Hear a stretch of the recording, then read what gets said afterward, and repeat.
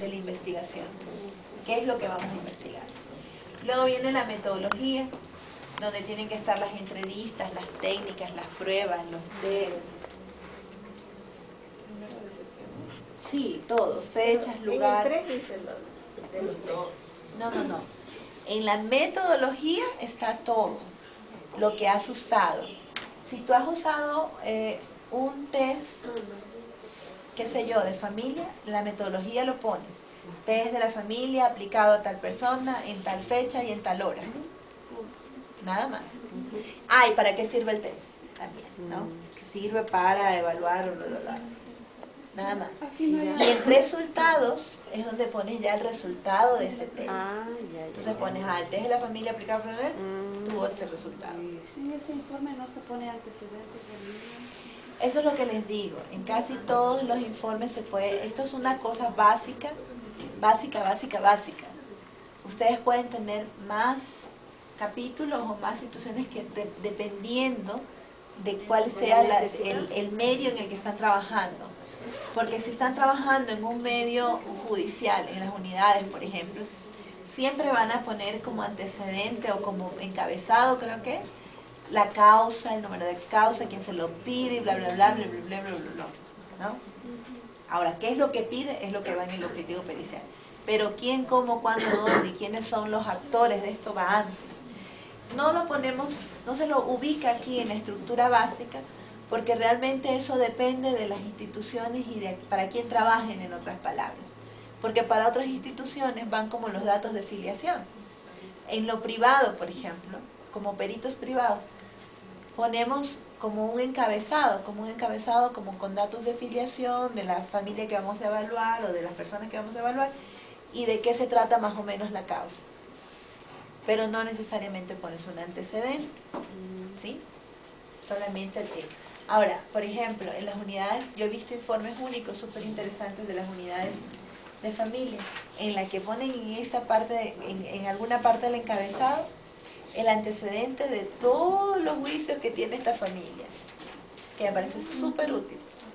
Porque si tú estás evaluando en este momento, tú eres de la unidad 5, y a la unidad 5 le llegó regulación de visitas, pero resulta que ya en la 3 han hecho evaluación por custodia, en la 2 han hecho por medidas de protección, y en la 1 por maltrato. Y ya tú eres el cuarto informe que están haciendo. Entonces, realmente sí les tienes que avisar que este caso está ventilándose y que debería el juez revisar todo lo que tienen los otros informes también. Para eso se ubican ahí este tipo de cosas, no como otras circunstancias. Entonces, en la metodología es importante identificar cuáles son las técnicas o las herramientas utilizadas. Se han utilizado entrevistas, de qué tipos de entrevistas, cuántas sesiones de las entrevistas, que era lo que preguntaba también Tania. Todo lo que ustedes hicieron, ¿no? Que si llamaron por teléfono, llamadas telefónicas, sobre todo cuando no se logra la cita. Entonces, cuando el trabajo social les piden investigar a una de las partes y no la ubican por ninguna parte, entonces también tienen que ubicar qué hicieron ellos, sin tener, obviamente, éxito. Luego lo explican en los resultados. En los resultados van los datos de las entrevistas, es decir, los resultados, lo que encontraron.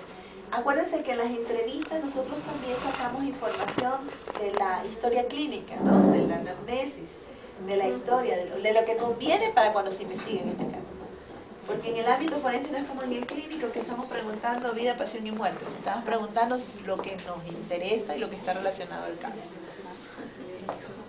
Los resultados de los test y de las técnicas que han aplicado. Por eso, si aquí tienen las entrevistas que hicieron en la familia, en la casa, aquí es donde se pone ¿qué encontraron? ¿Qué encontraron? ¿Cómo encontraron a las personas? ¿Cómo encontraron la situación, el entorno familiar? ¿Qué está haciendo Gali? Está filmando. ¿Qué eres? Cada movimiento dice que lo quiere ver. Voy a publicarlo en YouTube. Con tu permiso, claro. Con tu permiso. ¿Cuál permiso? No estoy viendo nada. Lo voy a grabar. Luego, para nosotros, viene una discusión forense que tiene 10.000 otras nombres también, ¿no? Se puede llamar análisis, como sea. ¿Cómo lo llaman los trabajadores sociales y el resto? No sé. Para nosotros es evaluación del contexto social. Para nosotros es como una discusión forense o un análisis psicojurídico, psicoforense, como lo quieran poner. Pero ¿qué es lo que va en esta discusión forense? Aquí lo que va es el análisis de los resultados, la interpretación de los resultados. Yo le ponía interpretación de los resultados. Para mí era interpretación de los resultados. ¿Qué quería decir? Que los resultados de las pruebas y las entrevistas tenían que tener engranaje el uno con el otro. Tenían que coincidir, tenían que corroborarse. Entonces, lo que yo encontré en las pruebas, si encontré que había depresión, por decirte, en todas las entrevistas que hice con la mamá, con el papá, con las víctimas y todo, debe haber una información relacionada a los síntomas de depresión que yo encontré en la prueba, que la prueba arrojó, ¿no? ¿Y por qué digo que esos son síntomas de depresión? Porque Beck dijo que estos son los síntomas de depresión.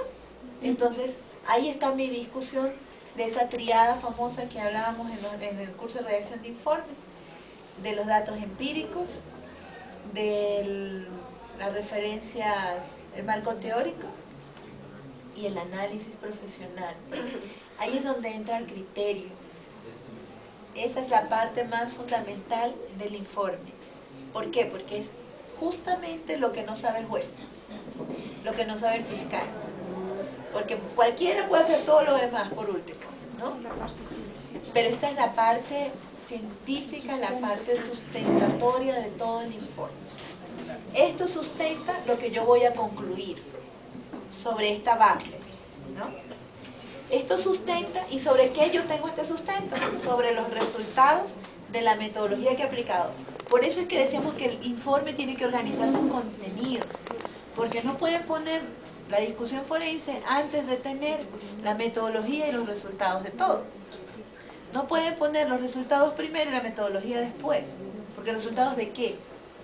Entonces tiene que tener orden para que pueda entenderse.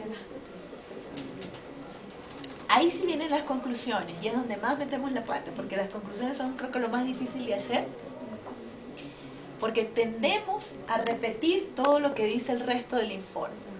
Entonces uno ve como conclusión lo mismo que han puesto como análisis, lo mismo que han puesto como resultados, exactamente lo mismo que encontraron en resultados lo van poniendo en conclusión. Y eso no es.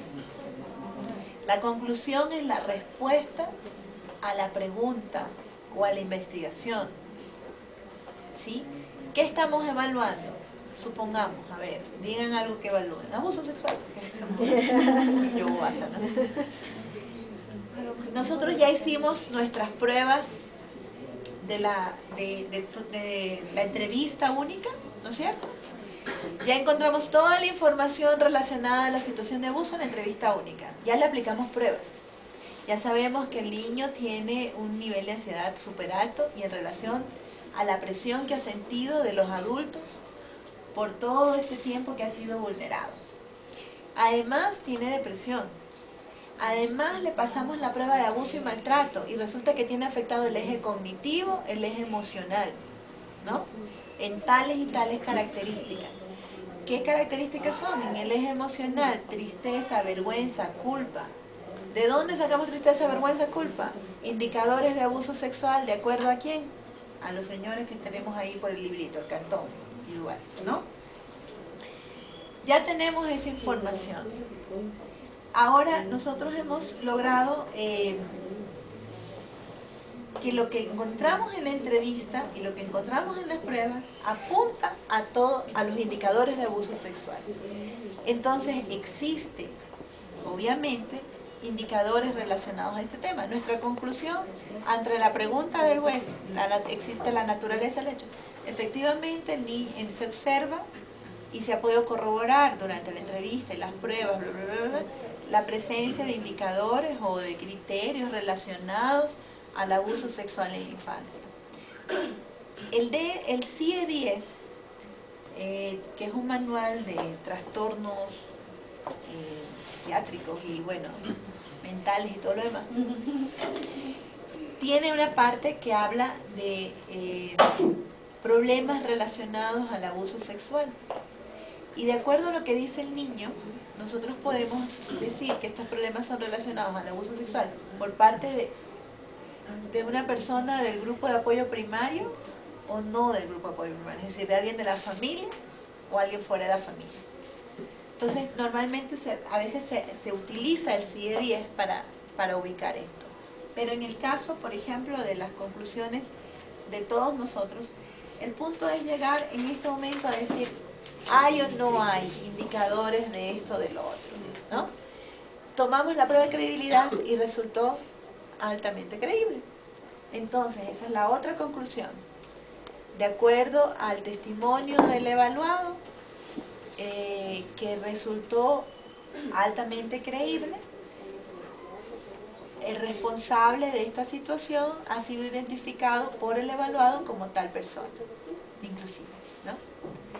O sea, nunca lo dicen ustedes contundentemente, yo estoy diciendo.